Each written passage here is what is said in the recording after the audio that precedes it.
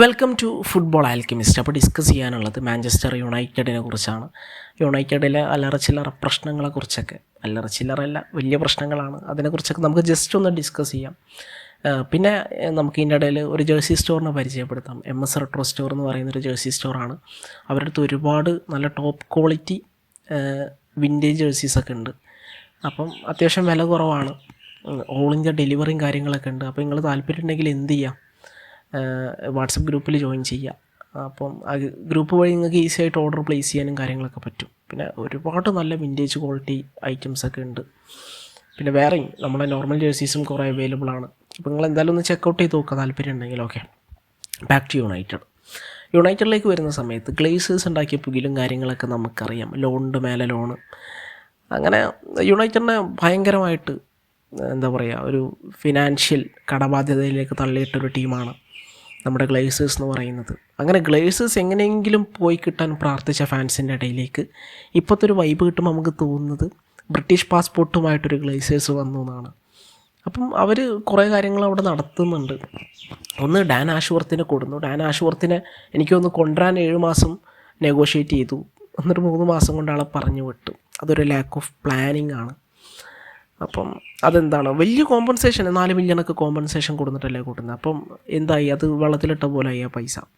So നഷ്ടപ്പെട്ടു. എങ്ങനെയൊക്കെ നോക്കിക്കഴിഞ്ഞാലും അതൊരു lack of planning, lack of വിഷൻ്റെ കുറവാണ് നമ്മളവിടെ കാണുന്നത്. പിന്നീട് എറിക് ടെൻ ഹാഗിനെ എക്സ്റ്റെൻഡ് ചെയ്യാനെടുത്തൊരു ഡിസിഷൻ. അപ്പം എന്ത് ചെയ്യണമായിരുന്നു, ഒന്നെങ്കിൽ കഴിഞ്ഞ സമ്മറോടെ അവർ എറിക് ടെൻ ഹാഗിനെ പറഞ്ഞു വിടണമായിരുന്നു. എന്നിട്ട് പുതിയൊരു മാനേജറെ കൊണ്ടുവന്നിട്ട് മാനേജറിന് വേണ്ട ടീം ഒരുക്കി കൊടുക്കാനുള്ള സെറ്റപ്പ് അവിടെ ചെയ്യണമായിരുന്നു. അത് ചെയ്തില്ല. അതിന് പകരം ഇവർ ചെയ്തത് ടെൻ ഹാഗിനെ എക്സ്റ്റെൻഡ് ചെയ്യാൻ വേണ്ടി തീരുമാനിച്ചു.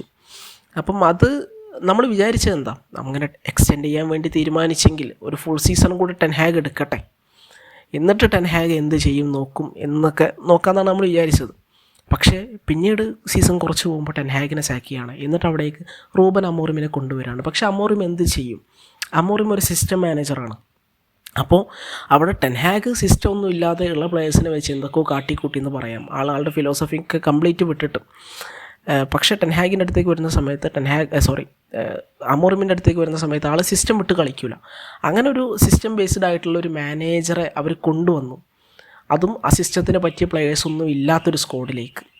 അപ്പോൾ അത് ആ ഒരു പോയിന്റിൽ നമുക്ക് ക്വസ്റ്റ്യൻ ചെയ്യാൻ വേണമെങ്കിൽ, എന്നാൽ പിന്നെ ജനുവരിയിൽ 2-3 സൈനിങ്ങുകൾ കൊടുത്തിരുന്നെങ്കിൽ സിറ്റുവേഷൻ കുറച്ച് ബെറ്റർ ആവുമായിരുന്നു പറയും. പക്ഷേ ജനുവരിയിൽ ഒറ്റ മെയിൻ സൈനിങ് മാത്രമാണ് വന്നിട്ടുള്ളത്.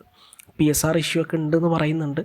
ഇത്ര ഇഷ്യൂസ് ഉണ്ട്, പെട്ടെന്ന് ബാക്ക് ചെയ്യാൻ പറ്റൂലെങ്കിൽ എന്നാൽ പിന്നെ അവിടെ ടെൻ ഹാഗിനെ സാക്ക് ചെയ്യണ്ടായിരുന്നല്ലോ, ഈ സീസൺ ഫുള്ള് കൊടുത്തുകൂടായിരുന്നു. എന്നിട്ട് സമ്മറിൽ ഒഴിവാക്കിയിട്ട് പുതിയ മാനേജർ കൊണ്ടുവന്നാൽ പോരാ, അല്ലെങ്കിൽ കഴിഞ്ഞ സമ്മറിലെ സാക്ക് ചെയ്യണമായിരുന്നു. ആ രണ്ടിലൊന്ന് നടക്കണമായിരുന്നു എൻ്റെ ഒരു ഒപ്പീനിയനിൽ. സോ അത് ഇനിയോസിൻ്റെ പ്രശ്നമായിട്ട് നമുക്ക് ചൂണ്ടിക്കാട്ടാം.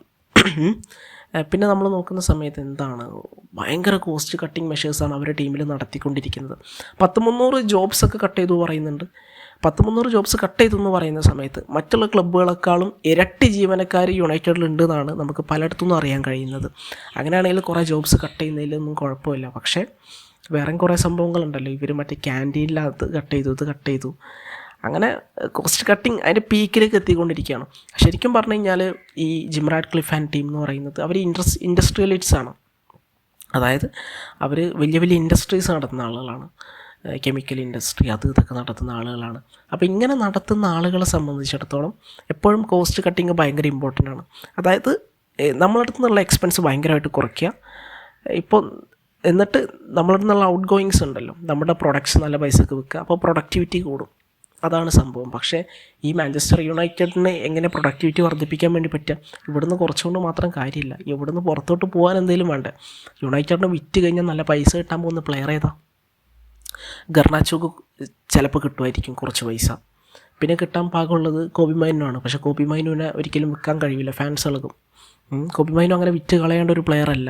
ആ അക്കാഡമിയിൽ നിന്ന് വന്നതിൽ ഇപ്പോൾ വിൽക്കാൻ പറ്റിയ ഒരാളെന്ന് പറയുന്നത് ഗർണാച്ചോ ആണ്. പിന്നെ ഇപ്പം മഗ്വയർ ആണെങ്കിലും മഗ്വയറിന് മേ ബി കുറച്ച് കിട്ടും. പിന്നെ ഭയങ്കര എന്താ പറയുക, സെയിൽ വാല്യൂ ഉള്ള പ്ലെയേഴ്സൊന്നും യുണൈറ്റഡിലില്ല, കുറേയൊക്കെ വെടി കഴിഞ്ഞ ആൾക്കാരാണ്.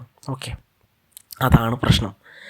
അപ്പം ഇനി എന്ത് ചെയ്യും എന്നുള്ളത് കണ്ടറിയണം. അപ്കമിങ് സമ്മർ ട്രാൻസ്ഫർ വിൻഡോയിലേക്ക് വരുന്ന സമയത്ത് ഇത്തരം കോസ്റ്റ് കട്ടിങ് മെഷേഴ്സിലൂടെ പോകുന്ന ഇനിയോസ് ഈ ഒരു മാഞ്ചസ്റ്റർ യുണൈറ്റഡിനെ എത്രത്തോളം ബാക്ക് ചെയ്യും, അത് ഭയങ്കര ഡൗട്ട്ഫുൾ ആയിട്ടുള്ള കാര്യമാണ്. എങ്ങനെയൊക്കെ നോക്കിക്കഴിഞ്ഞാലും അത് ആ സമ്മർ ട്രാൻസ്ഫർ വിൻഡോ ആണ്ട് എത്തിയാലേ പറയാൻ വേണ്ടി പറ്റുള്ളൂ. കാരണം ഇവരുടെ ഫ്രഞ്ച് ലീഗിലെ ക്ലബ്ബിലുള്ള ഇൻവെസ്റ്റ്മെൻറ്റ് കുറച്ചിട്ടുണ്ട്, ഇവരുടെ മറ്റെല്ലാ സ്പോർട്സ് ഏരിയാസിലുള്ള ഇൻവെസ്റ്റ്മെൻറ്റ് കാര്യങ്ങളൊക്കെ അവർ കുറച്ചിട്ടുണ്ട്. അങ്ങനത്തെ ഒരു സാഹചര്യത്തിൽ സമ്മർ ട്രാൻസ്ഫർ വിൻഡോയിൽ എത്രത്തോളം ഇൻവെസ്റ്റ് ചെയ്യും എന്നുള്ള കാര്യം ഡൗട്ടാണ്. ഇവിടെ ഇൻവെസ്റ്റ്മെൻറ്റാണ് ഏറ്റവും അത്യാവശ്യമായിട്ടുള്ള സംഭവം യുണൈറ്റഡിൽ. കാരണം ഒരുപാട് വാഴ പ്ലെയേഴ്സ് ഉണ്ട്, അവരൊക്കെ റീപ്ലേസ് ചെയ്തിട്ട് വേറെ നല്ല പ്ലെയേഴ്സിനെ കൊണ്ടുവരണം. അല്ലാതെ ഒരിക്കലും ഒരു മാനേജർക്ക് ഇവിടെ സർവൈവ് ചെയ്യാൻ വേണ്ടി പറ്റില്ല. ഇനി നമുക്ക് ഗർണാച്ചോനെ കുറിച്ച് പറയാം. ഇപ്പോൾ കഴിഞ്ഞൊരു മാച്ചിൽ ഗർണാച്ചോനെ ഹാഫ് ടൈമിൽ സബ്സ്റ്റിറ്റ്യൂട്ട് ചെയ്യുന്നൊരു വിശേഷമൊക്കെ ഉണ്ടായി. അതിനുശേഷം ഇപ്സ്വിച്ചിനെതിരെ ടീം ജയിച്ചു. ഇപ്സ്വിച്ചിനെതിരെ ജയിക്കുക എന്നുള്ളത് വലിയ കാര്യമില്ല. യുണൈറ്റഡിനെ സംബന്ധിച്ചിടത്തോളം ഇപ്സ്വിച്ചിനെതിരെങ്കിലും ജയിക്കുക എന്നുള്ളത് എന്ന വലിയ സംഭവമാണ്. കാരണം വേറെ ആരോട് ജയിക്കാൻ പറ്റുന്നില്ല. അത്രയും വലിയ ക്രൈസിസിലൂടെയാണ് ടീം കടന്നു പോകുന്നത്. അപ്പം ഇപ്സ്വിച്ചിനെതിരെ ജയിച്ചതിന് ശേഷം മാച്ചിന് തൊട്ട് ശേഷം ഗർണാച്ചോ ഇട്ട സ്റ്റോറി എന്താണ്, മറ്റേ ഓനെന്തോ ആരൊക്കെ പിടിച്ച് തല്ലിയ പോലെ എന്തോ ആൾ ഡിപ്രഷൻ അടിച്ച പോലത്തെ സ്റ്റോറി ഇട്ടത്. ആ ഒരു ഫോട്ടോകൾ കണ്ടിട്ടുണ്ടാവുമല്ലോ. എന്താണ് അതിൻ്റെയൊക്കെ ആവശ്യം? എന്താണ് ഈ പ്ലെയർ മാച്ച് തോറ്റു അങ്ങനെയൊക്കെ ആണെങ്കിൽ എന്തെങ്കിലുമൊക്കെ വിചാരിക്കാം. ഇത് മാച്ച് ജയിച്ചതിന് ശേഷം ഇങ്ങനത്തെ ഒരു സ്റ്റോറി ഗർണാച്ചോനെ പോലത്തെ ഒരു യങ്സ്റ്റർ ഇടുക എന്ന് പറഞ്ഞു കഴിഞ്ഞാൽ എന്താണ് ലെവൽ? എന്താണ് അതെനിക്ക് ഒട്ടും മനസ്സിലാവുന്നില്ല. ഗർണാച്ചോനൊക്കെ എടുത്ത് പുറത്ത് തട്ട്. കാരണം ഈ യങ്സ്റ്റേഴ്സ് മാതിരി കുന്തളിപ്പ് കാണിക്കുകയാണെങ്കിൽ വയസ്സിന് മൂത്തൊരു ചിലപ്പോൾ അതിനും വലുത് കാണിക്കും. കുറ്റം പറയാൻ വേണ്ടി പറ്റില്ല. നാളെ ഒരു യങ്സ്റ്റർ, ഇപ്പം ഞാൻ പറയട്ടെ, പാട്രിക് ദോർഗുനെ പോലത്തെ ഒരു യങ്സ്റ്റർ വന്നിട്ടുണ്ട്, ഗർണാച്ചോനെ കണ്ട് പഠിക്കൂലേ? എന്തിന്? അങ്ങനത്തെ ഒരു മാതൃക ഒന്നും ഒരിക്കലും ഒരു ടീമിൽ വെച്ച് പൊറപ്പിക്കരുത്. സ്പോട്ടിൽ തട്ടിക്കളയണം. ടീമിൽ നിന്ന് പുറത്താക്കണം. നാപ്പോളിയിലോ എവിടെയെങ്കിലേക്കും വിട്ടേക്ക്. നിങ്ങൾ ടീമിൻ്റെ ഹെൽത്ത് നോക്ക്. ഓക്കെ, അപ്പം അതാണ് ഗർണാച്ചോൻ്റെ കേസിൽ പറയാനുള്ളത്. ചുമ്മാ ഷോ.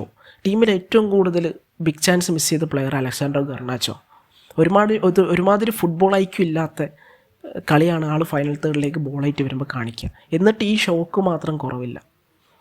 അതാണ് എന്താണ് ഇപ്പോൾ യുണൈറ്റഡിൻ്റെ അവസ്ഥ? പ്ലെയേഴ്സൊക്കെ യുണൈറ്റഡിനോട് എന്ത് ചെയ്യുന്നു എന്നുള്ളതിൻ്റെ ഒരു ആകെ തുകയാണ് ഇപ്പോൾ ആ ഗർണാച്ചോ കാണിച്ചിട്ടുള്ളത്. ഓക്കെ, പിന്നെ നമുക്ക് സംസാരിക്കാനുള്ളത് ടെൻ ഹാഗിൻ്റെ ഒരു സിസ്റ്റത്തിനെ കുറിച്ചൊക്കെ നമ്മൾ ജസ്റ്റ് സംസാരിക്കുകയാണെങ്കിൽ അറിയാലോ, ആളൊരു ബാക്ക് ഫൈവ് സിസ്റ്റമൊക്കെയാണ് ടീമിൽ യൂസ് ചെയ്യുന്നത്. അപ്പം ഈ ഒരു സിസ്റ്റത്തിലേക്ക് വരുന്ന സമയത്ത് ഇപ്പം യുണൈറ്റഡിൽ മെയിനായിട്ട് പ്രശ്നമായിട്ട് നിൽക്കുന്നത് എന്താണെന്ന് വെച്ച് കഴിഞ്ഞാൽ, യുണൈറ്റഡിന് ഇവിടെ പിവട്ടിനെ ഫൈൻഡ് ചെയ്യാൻ വേണ്ടി പറ്റുന്നില്ല എന്നുള്ളതാണ്.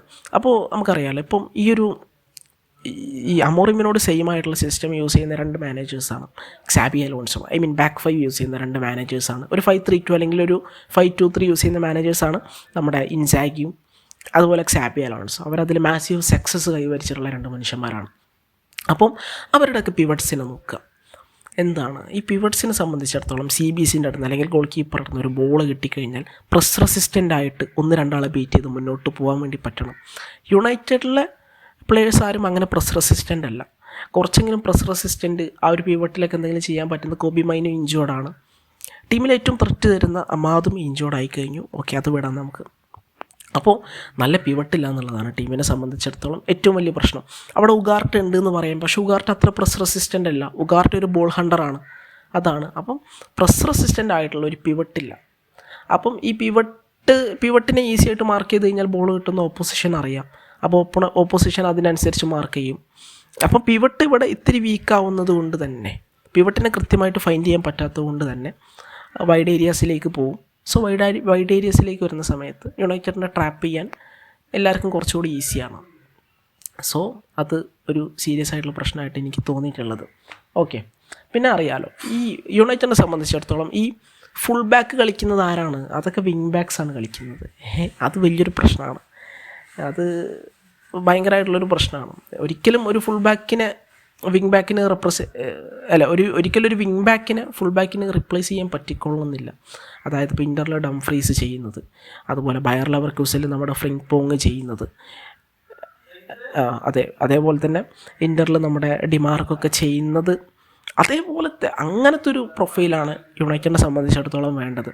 അതിന് പറ്റിയ പ്രൊഫൈൽസ് എല്ലാം ഒരിക്കലും നമ്മുടെ മാസറോയി ആണെങ്കിലും അതുപോലെ ഡാലോ ആണെങ്കിലും ഒന്നും അതിന് പറ്റിയ പ്ലേയേഴ്സ് അല്ല. ഇപ്പോൾ ദോർഗു കുറേ കൂടി സ്യൂട്ടായിട്ടുള്ള പ്രൊഫൈലാണ്. പക്ഷേ ദോർഗുവിനെ സംബന്ധിച്ചിടത്തോളം ഒരുപാട് ഇമ്പ്രൂവ്മെൻറ്റ്സ് കാര്യങ്ങളൊക്കെ വരേണ്ടതായിട്ടുണ്ട്. പക്ഷേ ആൾ ഒരു ബെറ്റർ പ്ലെയർ ആണെന്നുള്ളതിൻ്റെ സൂചന കാണിക്കുന്നുണ്ട്. ഓക്കെ, പിന്നെ അതുപോലെ തന്നെ എടുത്ത് പറയേണ്ടത് ഈ വിങ് ബാക്സ് ഉണ്ടല്ലോ, ഞാൻ പറഞ്ഞു ഈ ഫുൾ ബാക്സാണ് വിങ് ബാക്സ് കളിക്കുന്നത്. അപ്പോൾ ഈ ഫുൾ ബാക്സിനെ, ഈ വിങ് ബാക്സിനെ ഈസി ആയിട്ട് ഓപ്പോണൻറ്റ് വിങ്ങേഴ്സിനെ പിൻ ചെയ്യാണ്. ഓപ്പോണൻറ്റ് വിങ്ങേഴ്സിനെ ഇവരെ ബീറ്റ് ചെയ്ത് കളയുവാണ്.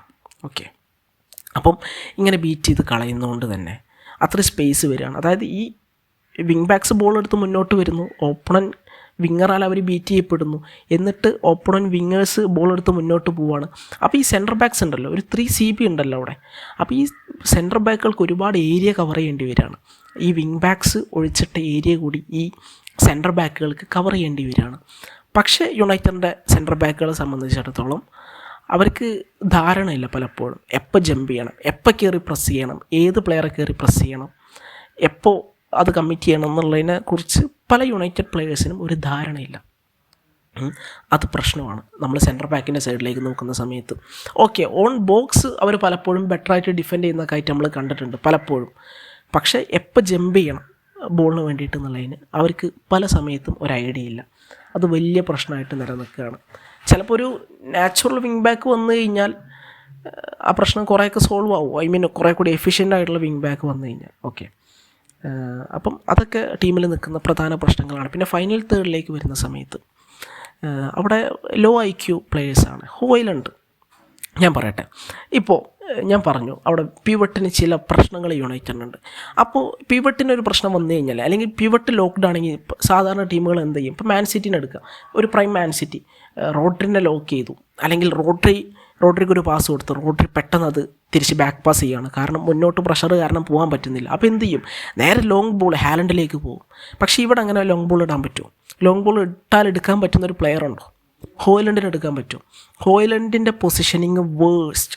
ഈ ഒരു ലീഗിലെ തന്നെ ഏറ്റവും വേസ്റ്റായിട്ടുള്ള ഒരു സ്ട്രൈക്കർ ഉണ്ടെങ്കിൽ അയാളുടെ പേര് ഹോയ്ലൻഡ് എന്നാണ്. ഭയങ്കര വേസ്റ്റായിട്ടുള്ള സ്ട്രൈക്കറാണ് ഈ ഹോയ്ലൻഡ്. എന്ത് ചെയ്യണം? ഈ 30-35 വയസ്സുള്ള ഈ സ്ട്രൈക്കർമാരൊക്കെ ഉണ്ടല്ലോ, അവരൊക്കെ കണ്ടു പഠിക്കുക. അവരെ വീഡിയോ എടുത്തിട്ടോ എന്ത് കണ്ടിട്ടാണെങ്കിലും പഠിക്കുക. എങ്ങനെ പൊസിഷൻ ചെയ്യണമെന്ന്, എങ്ങനെ ഡിസിഷൻ എടുക്കണമെന്ന് കണ്ടു പഠിക്കുക. ഇത് ഹോയ്ലൻഡ് ഭയങ്കര മോശമാണ്. സിർക്സിയൊക്കെ കുറച്ചേലും മെച്ചമുണ്ടെന്ന് വിചാരിക്കാം. ഹോയ്ലൻഡ് ഭയങ്കര മോശം എന്ന് പറഞ്ഞു കഴിഞ്ഞാൽ ആ സ്ക്വാഡിൽ നിർത്തരുത് ആൾ, അത്രയും മോശമാണ്. എല്ലാവർക്കും പ്രതീക്ഷ ഉണ്ടായിരുന്ന പ്ലെയറിനാണ്, വരുമ്പോൾ എന്തെങ്കിലുമൊക്കെ കാണിക്കും, കുറച്ച് ഗോളൊക്കെ അടിച്ചപ്പോൾ. പക്ഷേ കംപ്ലീറ്റ്ലി നിരാശപ്പെടുത്തി കളഞ്ഞു. ആൾക്കിനി യുണൈറ്റഡ് ടീമിൽ തുടരാനുള്ള ഒരു ചാൻസും ഉണ്ടെന്ന് ഞാൻ കരുതുന്നില്ല. എത്രയും പെട്ടെന്ന് ആളൊക്കെ ഓഫ്ലോഡ് ചെയ്യണം. അപ്പം ഓഫ്ലോഡ് ചെയ്യാൻ ഇനിയോസ് കൂടെ നിൽക്കണം. അത് നിൽക്കോ ഇല്ല എന്നുള്ളത് നമ്മൾ കണ്ടറിയണം. അപ്പം മിഡ്ഫീൽഡിലെ പിവറ്റിനെ കുറിച്ചുള്ള പ്രശ്നം നമ്മൾ സംസാരിച്ചു, ഡിഫൻസിനെ കുറിച്ച് സംസാരിച്ചു, അറ്റാക്കിനെ കുറിച്ച് സംസാരിച്ചു, വിങ് ബാക്സിനെ കുറിച്ച് സംസാരിച്ചു. പിന്നെ അതുപോലെ തന്നെ പറയേണ്ടത് ബ്രൂണോനെ കുറിച്ചാണ്. ബ്രൂണോ പലപ്പോഴും ഗോളും അസിസ്റ്റൊക്കെ തരുന്നുണ്ടെങ്കിൽ പോലും എല്ലാ സമയത്തും ആ ഒരു ക്യാപ്റ്റൻ പ്രൊവൈഡ് ചെയ്യേണ്ടത് ബ്രൂണോ തരുന്നുണ്ടോ എന്നുള്ള സംശയമാണ്. മെൻറ്റാലിറ്റി വൈസ്, ഡിസിപ്ലിൻ വൈസൊക്കെ ബ്രൂണോ തരുന്നുണ്ടോ എന്നുള്ളത് ഭയങ്കര സംശയമായിട്ടുള്ള കാര്യമാണ്. ബ്രൂണോക്ക് ഒരു ഫ്രീ റോൾ കൊടുത്ത പോലെയാണ്. ബ്രൂണോനെ എല്ലായിടത്തും കാണുന്നുണ്ട്. പക്ഷേ ചില സമയത്തൊന്നും എനിക്ക് മനസ്സിലാവുന്നില്ല എന്തിന് ബ്രൂണോ ഡീപ്പിലേക്ക് വരുന്നു. ഡീപ്പിലേക്ക് ബ്രൂണോ വരുന്ന സമയത്ത് അത്തരത്തിലുള്ളൊരു ഇമ്പാക്റ്റ് അവിടെ ക്രിയേറ്റ് ആവുന്നുണ്ടോ? ഇല്ല, ഒന്നുമില്ല. അതാണ് സത്യം. ബ്രൂണോ നമ്പേഴ്സ് ഉണ്ട്, പക്ഷേ ബ്രൂണോൻ്റെ സർവീസ് ഇതൊന്നും പോരാ. ബ്രൂണോ ഈ യുണൈറ്റഡിൻ്റെ ക്യാപ്റ്റനാണോ? അപ്പോൾ ക്യാപ്റ്റൻ കൊടുക്കേണ്ട പോലത്തെ ഔട്ട്പുട്ട് ബ്രൂണോ കൊടുക്കണം. അതും ഇങ്ങനത്തെ ക്രൈസിസിലൂടെ മാഞ്ചസ്റ്റർ യുണൈറ്റഡ് പോകുന്ന സമയത്ത്. So Bruno needs to do better. എല്ലാവരും ബെറ്റർ ജോബ് ചെയ്യണം. അതിപ്പം ഗർണാച്ചോ, ഹോയ്ലൻഡ് ആണെങ്കിലും, സിർക്സി ആണെങ്കിലും, ബ്രൂണോ ഫെർണാണ്ടസ് ആണെങ്കിലും, മുഗാർട്ടി ആണെങ്കിലും, കാസമീറോ ആണെങ്കിലും. പിന്നെ കാസമീറോ ഒക്കെ മിഡ്ഫീൽഡിലുള്ള കാസമീറോ അറിയാലോ, കാസമീറോ ആയ കാലത്ത് നന്നായിട്ട് കളിച്ചൊരു പ്ലെയറാണ്, ലെജൻഡാണ്, നമുക്ക് എല്ലാവർക്കും ഇഷ്ടമുള്ള ഒരു DMN ആയിരുന്നു. പക്ഷേ ഇപ്പോഴൊക്കെ ആളെ മരുന്ന് ഓൾറെഡി കഴിഞ്ഞു. പിന്നെ ഇവർക്കൊക്കെ കൊടുക്കുന്ന വേജ് എന്ന് പറഞ്ഞാൽ ഭീകര വേജാണ്. അപ്പം ഇപ്പോൾ കാസമീറോ പറഞ്ഞൊരു കാര്യം എന്താണ്? ഞാനെന്തായാലും കോൺട്രാക്റ്റൊക്കെ കഴിഞ്ഞിട്ടേ പോകുന്നുള്ളൂ എന്നാണ്. അപ്പോൾ എന്താ 2026 വരെ സാലറി യുണൈറ്റഡ് കാസമീറോക്ക് കൊടുത്തുകൊണ്ടിരിക്കണം. അതേസമയം ഈ കാസമീറോൻ്റെ സർവീസൊന്നും യുണൈറ്റഡിന് ആവശ്യമില്ല. സോ വല്ലാത്ത അവസ്ഥയാണ്. ഇതൊക്കെ യുണൈറ്റഡ് എങ്ങനെ മാനേജ് ചെയ്യും എന്നുള്ളത് കണ്ടറിയണം. അപ്പോൾ എന്നെ സംബന്ധിച്ചിടത്തോളം തോന്നിയിട്ടുള്ളൊരു കാര്യം എന്താ വെച്ച് കഴിഞ്ഞാൽ, പ്രോപ്പറായിട്ട് അമോറിമിനെ ബാക്ക് ചെയ്യുക. അമോറിമിനെ ഒരു 2 വർഷമെങ്കിലും പ്രോപ്പറായിട്ട് ബാക്ക് ചെയ്യണം.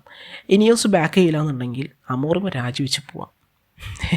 അതാണ് കാരണം. അമോറിമിന് തനിക്ക് വേണ്ട പ്ലേയേഴ്സിനെ കിട്ടിക്കഴിഞ്ഞാൽ ബെറ്റർ ഔട്ട്പുട്ട്സ് ക്രിയേറ്റ് ചെയ്യാൻ വേണ്ടി പറ്റും. ഇനിയിപ്പോൾ നെക്സ്റ്റ് സമ്മറിലൊന്നും ബാക്കിങ് വന്നില്ലെങ്കിൽ അമോറിമിനെ സംബന്ധിച്ചിടത്തോളം ഈ ജോബ് വിട്ട് പോകാം, വേറെ പണിയൊന്നുമില്ല. ബാക്ക് ചെയ്യണം. ബാക്ക് ചെയ്യുമെന്നുള്ള കാര്യം ഇപ്പോഴും സംശയമാണ്. കാരണം ഇവന്മാരെല്ലായിടത്തുനിന്നും, ഇനിയോസ് എല്ലായിടത്തുനിന്നും ഇൻവെസ്റ്റ്മെൻറ്റ് കുറച്ചുകൊണ്ടിരിക്കുകയാണ്. കാരണം അവരുടെ ടോട്ടൽ ബിസിനസ്സൊക്കെ കുറച്ച് നഷ്ടത്തിലേക്ക് പോകുന്നുണ്ട്. അവരെല്ലായിടത്തും ഇൻവെസ്റ്റ്മെൻറ്റ് കുറയ്ക്കുകയാണ്. അതേസമയം യുണൈറ്റഡിലെ ഈ ഒരു പ്ലെയർ ഇൻവെസ്റ്റ്മെൻറ്റോട് കുറച്ച് കഴിഞ്ഞാൽ കാര്യങ്ങൾ ഭയങ്കര കഷ്ടത്തിലേക്ക് പോകും. യുണൈറ്റഡ് പടുകുഴിയിൽ നിന്ന് പടുകുഴിയിലേക്ക് പോകും. ഓക്കെ, അപ്പോൾ അതാണ് യുണൈറ്റഡിൻ്റെ ഒരു അവസ്ഥ എന്ന് പറയുന്നത്. കാണുമ്പോൾ ഭയങ്കര സങ്കടമുണ്ട്. പക്ഷേ അവർ ബെറ്റർ ആവും നമുക്ക് വിചാരിക്കാം. തൽക്കാലം അമോറിമിൽ വിശ്വസിക്കാമെന്നല്ല, അല്ലാതെ വേറൊന്നും അവർക്ക് ചെയ്യാനില്ല. പിന്നെ അമോറിമിന് പ്ലേയേഴ്സിനെ കിട്ടിക്കഴിഞ്ഞാൽ അമോറിം എന്തെങ്കിലുമൊക്കെ ചെയ്യും, അത് ഉറപ്പാണ്. പക്ഷെ അത് കിട്ടണം. പിന്നെ ഗോൾ കീപ്പറെ കുറിച്ച് ഞാൻ പറയാൻ വിട്ടുപോയി. ഗോൾ കീപ്പറെ കുറിച്ച് പറയുകയാണെങ്കിൽ എന്താണ് മണ്ടത്തരങ്ങൾക്കപ്പുറം മണ്ടത്തരാണ് ഈ ചങ്ങായി ഒനാന കാണിച്ചുകൊണ്ടിരിക്കുന്നത്. പല സമയത്തും ഡിഫൻസ് സ്റ്റെപ്പ് അപ്പ് ചെയ്യുന്ന സമയത്ത് ഒനാന വന്ന് എല്ലാം അങ്ങോട്ട് നശിപ്പിച്ച് കളയാന്നേ. അത് ഭയങ്കര മോശമാണ്. ഇത്രയും മോശം ഒരു ഗോൾ കീപ്പറെ വെച്ചിട്ട് ലീഗിലൊരു ടീമിനും സർവൈവ് ചെയ്യാൻ വേണ്ടി പറ്റില്ല. ടീം എന്തുകൊണ്ട് ഇത്ര ബാക്കിലേക്ക് പോയി എന്ന് ചോദിച്ചു കഴിഞ്ഞാൽ അതിനൊരു ഉത്തരം ഒനാന കൂടെയാണ്. അപ്പോൾ ആ ഒരു മിസ്റ്റേക്ക്, ഇപ്സ്വിച്ചിനെതിരെ വന്ന മിസ്റ്റേക്ക്, 2 ഗോളിലും ക്ലിയർലി ഒനാൻ്റെ മിസ്റ്റേക്കാണ്. അതിൽ തന്നെ ഫസ്റ്റ് ഗോളിലേക്ക് നോക്കുകയാണെങ്കിൽ നമ്മുടെ ചങ്ങായി ഉണ്ടല്ലോ, നമ്മുടെ പാട്രിക് ദോർഗു ബോളായിട്ട് ഇങ്ങനെ കൊണ്ടുവരുന്ന സമയത്ത് ഒനാനൊക്കെ വെയിറ്റ് ചെയ്താൽ മതി. ദോർഗു ബോൾ ഒനാനൊക്കെ കൊടുക്കും. അല്ലെങ്കിൽ ദോർഗുവിന് അറിയാം ബോൾ എങ്ങനെ ഹാൻഡിൽ ചെയ്യണമെന്ന്. ദോർഗു ബെറ്റർ ഓപ്ഷൻസ് തേടും. പക്ഷേ ഇയാൾ ചുമ്മാ കയറി വന്നിട്ട് സിറ്റുവേഷൻ കോംപ്ലിക്കേറ്റഡ് ആക്കി നശിപ്പിച്ച് ഗോൾ കൺസീഡ് ചെയ്യേണ്ട അവസ്ഥയിലേക്ക് എത്തിച്ചു. അത് ഒനാനൻ്റെ മിസ്റ്റേക്കാണ്. സോ ഗോൾ കീപ്പർ മാറണം. ഗോൾ കീപ്പർ മുതൽ ഗോൾ കീപ്പറിലേക്ക് ഇൻവെസ്റ്റ്മെൻറ്റ് വരണം. നെക്സ്റ്റ് സമ്മറിൽ പുതിയ പ്ലേയേഴ്സ് വരണം, ഗോൾ കീപ്പർ വരണം, അല്ലാതെ രക്ഷയില്ല. ഒരു സെൻറ്റർ ബാക്ക് വരണം. കുറേ സെൻറ്റർ ബാക്കുകൾ ഉണ്ടെന്ന് പറയാം, പക്ഷേ 1-2 സെൻറ്റർ ബാക്കുകൾ എക്സ്ട്രാ വരണം. ഒന്ന് വരണം. ഓക്കെ, പിന്നെ ലെഫ്റ്റ് ബാക്ക് വേണം, റൈറ്റ് ബാക്ക് വേണം. 4 എണ്ണമായി. ഒരു മിഡ്ഫീൽഡിൽ അത്യാവശ്യം നല്ല രീതിക്ക് ടെക്നിക്കലായിട്ട് കളിക്കാൻ വേണ്ടി പറ്റുന്ന ജാവോ നവസിനെ പോലത്തെ ഒരു പ്ലെയർ വേണം. ടെക്നിക്കൽ ക്വാളിറ്റീസ് ഉള്ള 5 ആയല്ലോ. വിങ്ങേഴ്സ് വേണ്ടേ, 2 ആളൊക്കെ വേണം. 5, 2, 7 ആയി. അതുപോലെ തന്നെ നമ്പർ 10 ബ്രൂണോക്ക് ബാക്കപ്പ് ആയിട്ടെങ്കിലും ഒരാളെ കൊണ്ടുവരണം. 7, 8 ആയി. സ്ട്രൈക്കർ വേണം, 9 ആയി. ഇതൊക്കെ കൊണ്ടുവരുമോ എന്നുള്ളത് കണ്ടറിയണം. അപ്പോൾ നിങ്ങളുടെ ഒപ്പീനിയൻസൊക്കെ എന്തായാലും കമൻറ്റ് സെക്ഷനിൽ പറയാം. മറ്റൊരു വീഡിയോ ആയിട്ട് വീണ്ടും കാണാം. Thank you.